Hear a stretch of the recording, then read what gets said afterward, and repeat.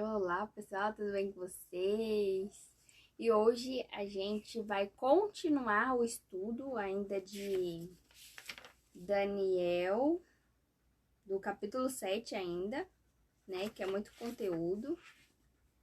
E então, a gente falou de... Deixa eu ver aqui. A gente falou do chifre pequeno, né? E a gente vai continuar um pouco mais.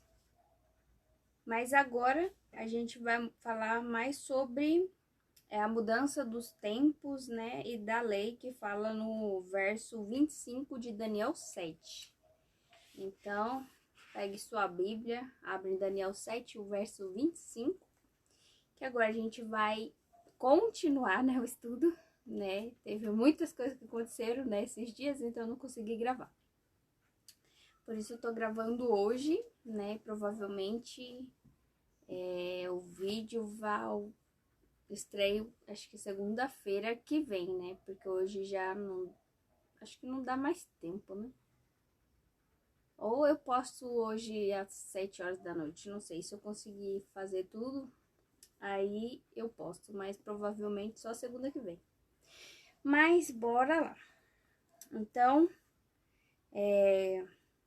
cuidará em mudar os tempos e a lei, né? Que tá no verso 25 de Daniel 7. Então, vamos destacar agora 3 mudanças efetuadas nos 10 mandamentos pelo papado. A primeira delas foi a exclusão do segundo mandamento, né? E em 2 locais da Bíblia podemos ler os 10 mandamentos de forma unida. Êxodo 20, do verso 3 ao 17, em Deuteronômio 5, do verso 7 até o 21. O segundo mandamento diz claramente: não farás para ti imagem de escultura e não as adorarás, nem lhes dará culto, né? Que fala o segundo mandamento. Êxodo 20, o verso 4 e 5, Deuteronômio 5, o verso 8 e 9. Na segunda sessão do catecismo, né, vemos a transcrição dos 10 mandamentos, como aparece em Êxodo e Deuteronômio, mas na fórmula católica, catequética, quase não sai, a proibição de adorar imagens de escultura simplesmente não aparece, né? A gente sabe porque eles não escondem, né? O sistema papal, né, não esconde isso da igreja e nem do mundo, né? E nessa questão, né, eles são sinceros, porque no caso o sistema papal acredita que realmente eles podem mudar a lei de Deus, então eles mudaram.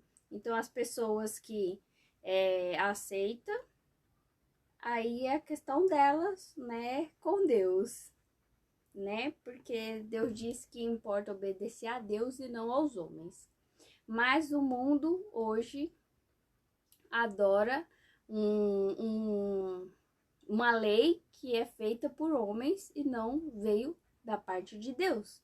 Então, foram homens pecadores que escreveram essas, no caso, 10 mandamentos misturado com os 10 mandamentos da Bíblia, e a população guarda e acredita.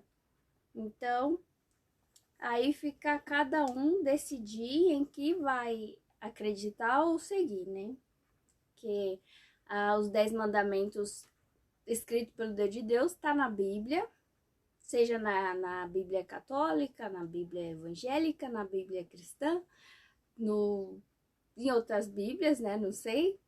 Então, tem escrito na parte de Êxodo 20, tá lá os 10 mandamentos. Então, aquele que é sincero e quiser obedecer a Deus, vai dar uma olhada lá, né? Vai comparar e vai ver que tem coisas que está diferente e o que Deus escreve tá certo, né? O que o homem escreve sempre vai dar ruim,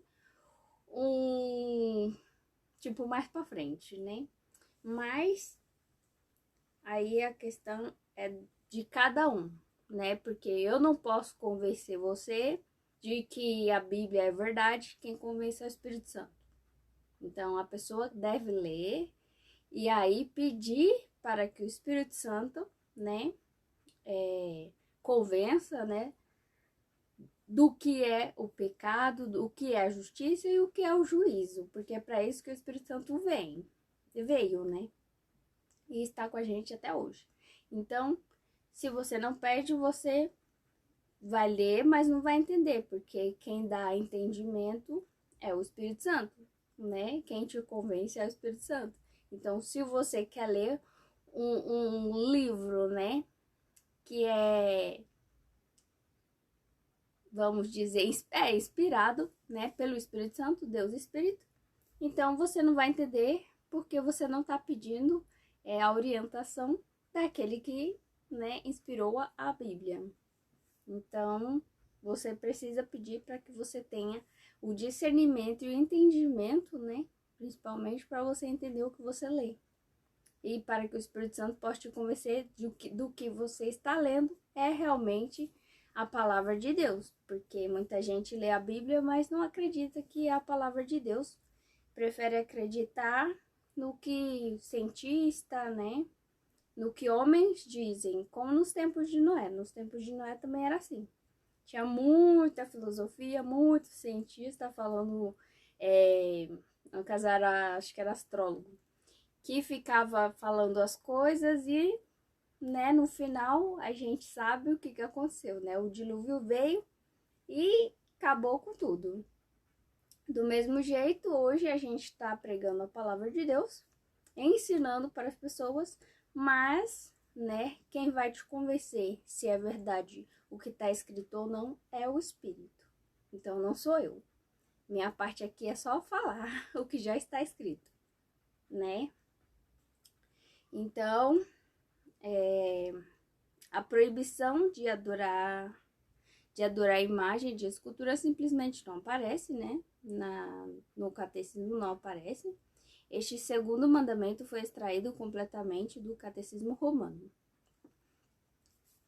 Com a exclusão do segundo mandamento, que proíbe a adoração a imagens, foi necessária uma manobra, né, para que a lei não ficasse apenas com 9 mandamentos, então dividiu-se o 10º mandamento em 2.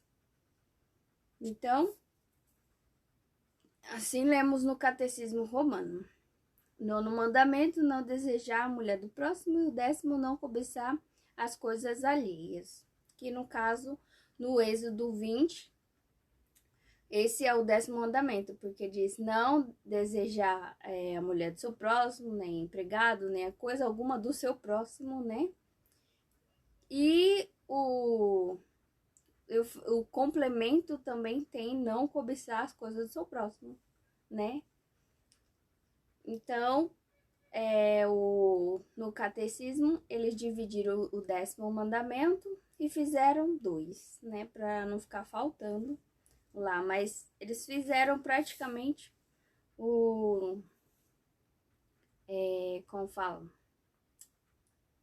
Eles pegaram os 10 mandamentos da Bíblia, mas deram aquela pitadinha, né,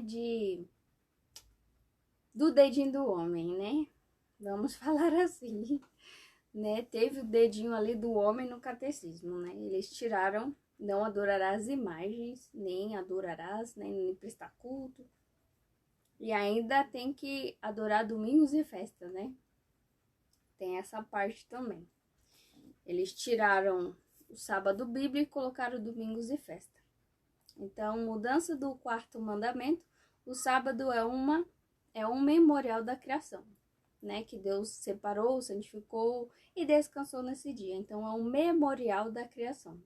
Então, o 7º dia, que é o sábado, É um dia que Deus separou para que a gente lembre de que Ele é o nosso Deus, aquele que criou, entendeu? Então, muitas pessoas não têm esse entendimento, né? E acham que o sábado é um dia de adoração comum, igual o domingo que o mundo escolheu. Mas, na verdade, não é assim tão simples, né? A gente, quando estuda a Bíblia, a gente entende que o sábado, ele além de ser um dia abençoado e separado, né? Santificado quer dizer separado para a adoração e também para que você lembre que Deus é o teu Criador, né? Ele também nos permite um dia de descanso, né? Das coisas do mundo, porque todas as pessoas que guardam sábado, né, não descansam, né, do jeito que o pessoal acredita aí no mundo, falando que o pessoal que guarda o sábado não faz nada igual os judeus, né, que criaram mais de 600 leis, né, em volta do sábado, sendo que nem eles estavam guardando. Mas, né, esse é outro assunto. Então, o sábado é um dia que, como Jesus fez, né, no Novo Testamento, é um dia de prestar trabalho a Deus. Então, você vai fazer tudo para o benefício do próximo. Então, se você for ajudar alguém, você não pode receber por isso, né? Mas caso você tenha que receber por lei, você pode doar esse dinheiro, entendeu? Porque o sábado é um dia de serviço voluntário a Deus. Então você serve o seu próximo, né? Acho que ficou mais simples assim. Então, é um dia separado, né? Por Deus para que as suas criaturas o adorem. Isaías 66, o verso 22 e 23 fala sobre isso. É também um sinal da relação de Deus com os seus filhos, Ezequiel 20, o verso 12 e 20. O próprio Cristo santificava esse dia, Lucas 4, o verso 16 e 31, e ele mesmo deixou claro que sua lei não poderia ser mudada, né? Mateus 5, verso 17 e 18. Então, Jesus não veio revogar a lei, né? A lei moral, mas ele cumpriu a lei das cerimônias, né? Eu costumo falar a lei cerimonial porque a lei das cerimônias, né? Que nada mais é o sacrifício diário que acontecia no Antigo Testamento, né? O sacrifício de animaizinhos, que era às 9 da manhã, às 3 da tarde. Então, todos os dias tinha sacrifício diário, que era as cerimônias que indicavam, né? Apontava para Jesus. Então, quando Jesus veio, ele morreu, cumprindo assim o sacrifício diário das 9 e das 3 horas, né? Porque ele começou o seu sacrifício às 9 horas da manhã e foi até às 3 horas da tarde quando ele morre, né? Então, aí o véu rasga de cima para baixo, indicando que agora não tem mais barreira entre os seres humanos e Deus, porque Jesus é o mediador entre Deus e a terra. Então, é ele que dá a mão para o Pai e também nos une dando a mão para nós. Entendeu? Não sei se ficou mais fácil de entender, mas é isso daí. Após sua morte, os discípulos continuaram a santificar o sábado, né? Lucas 23, o verso 54 e 56. E Atos 16, o verso 13. Atos 17, o verso 2. E Atos 18, o verso 4. A mudança do quarto mandamento operada pelo papado foi um processo lento e gradual na história. A Igreja Romana admite abertamente a responsabilidade de introduzir a adoração do domingo em lugar do sábado, afirmando que tem o direito, né? O papado diz claramente que ele tem o direito, né, de fazer isso, né, de fazer essa mudança em celebrar a ressurreição de Cristo. É verdade que Jesus ressuscitou, né, no primeiro dia, que hoje a gente chama de domingo, mas em parte alguma da Bíblia, né, ele menciona que por isso, né, porque ele ressuscitou no primeiro dia, deveria ser observado como dia santo, né, porque o sábado tá na lei. Então, a lei não muda, porque Deus não muda, né? Deus não teria o trabalho de escrever com o seu próprio dedo se fosse para mudar, né? Se fosse assim, ele deixava Moisés escrever num papel, já que ia mudar, igual as leis de saúde, a lei de higiene, né? Acho que faz parte de saúde, né? Então, a lei, deixa eu ver, de saúde, a lei. Esqueci. Acho que são 4, eu esqueci. Tá na Bíblia. Ai, deixa eu ver se eu acho aqui. A lei.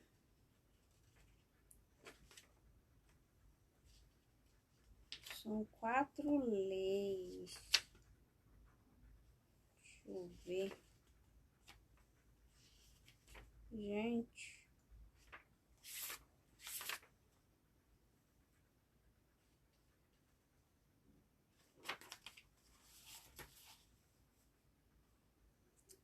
Agora eu não tô achando.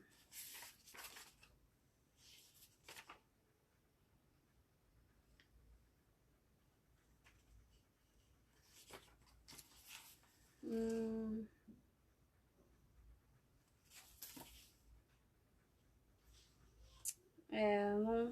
Bom, eu vou procurar depois. Aí eu deixo na descrição, né, quais são as leis, né? Mas eu acho que já tem até vídeo no canal aí, tá? Então, são 4, que eu não consigo lembrar agora. Tem a lei moral, a lei das cerimônias, né, que a gente chama de cerimonial. E tem mais 2 leis, né? Mas eu não lembro agora. Então, continuando aqui. Para manter diante de todos para manter diante de todos os católicos a devoção que se deve ter para com o domingo, né? O Papa João II, Paulo João II, né? Papa João Paulo II publicou em 31 de maio de 1998 uma carta apostólica chamada Dies Domini, né, que significa Dias do Senhor, Dia do Senhor. Ele escreveu, os cristãos assumiram como festivo o primeiro dia depois do sábado, né, que é o domingo que a gente chama hoje, porque nele se deu a ressurreição do Senhor, aquilo que Deus realizou na criação e o que fez pelo seu povo no Êxodo, encontrou na morte e ressurreição de Cristo o seu cumprimento, embora este tenha a sua expressão definitiva. Isso é o que eles escreveram, tá? Definitiva apenas na parousia com a vinda gloriosa de Cristo. Nele se realiza plenamente o sentido espiritual do sábado. Do sábado passa-se ao primeiro dia, depois do sábado, do 7º dia. Passa-se ao primeiro dia, o Dies Domini torna-se o Dies Christi. Aí aqui você vai encontrar como fala, esse comentário no Papa João Paulo II, Carta Apostólicas Dies Domini, tá? São Paulo, no caso é SP Paulinas de 2002. Aí tem aqui vírgula 20, vírgula 21. Então, você vai achar aí. Hoje, só um minutinho, gente. Voltei. Então, hoje, a santidade do domingo é a crença mais popular compartilhada por católicos e protestantes, ambas considerando o domingo como dia do Senhor em homenagem à ressurreição de Cristo, mesmo não havendo um único texto na Bíblia que aprove tal conceito, né? Então, na Bíblia, você não vai encontrar, né, nenhum texto que aprove essa mudança, né? Porque Deus, ele não muda, então a sua lei também não muda. Tanto que em Isaías, né, a gente quer ver Cadê? Isaías 66, o verso 22 e 23, fala que a gente vai adorar, continuar adorando o sábado no céu. Então, as pessoas que quiserem, né, aceitar o domingo, vai estar prestando uma homenagem à Igreja de Roma, né? E não à Igreja de Cristo. Porque se a própria Bíblia fala que é o sábado do 7º dia e as pessoas querem adorar no primeiro dia, o domingo, então estão seguindo mandamento de homem e prestando uma homenagem à Igreja de Roma. No caso, a Igreja apóstata, né? Que Apocalipse chama de a prostituta, a mãe das meretrizes. Mas daí é para estudo de Apocalipse. A gente vai esclarecer, né, com mais detalhes essa questão. Também tem bastante,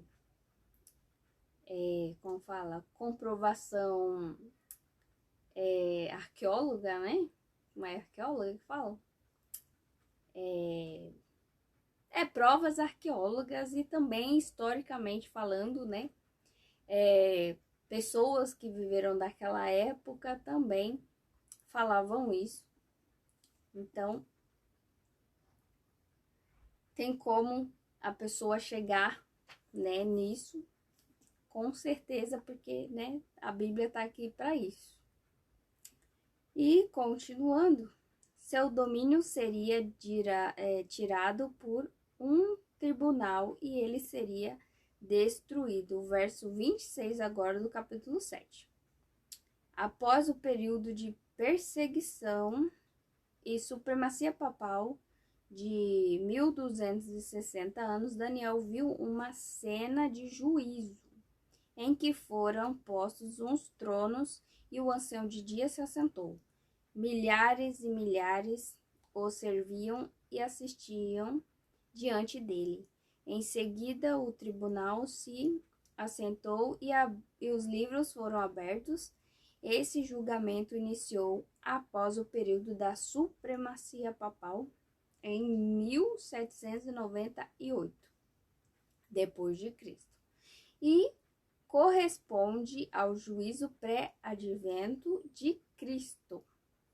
Quando terminar esse juízo, o poder será tirado do chifre pequeno, né, e dado aos santos do Altíssimo. Isso culminará com a gloriosa segunda vinda de Jesus, né, em Mateus 24, verso 30 e Apocalipse 1:7.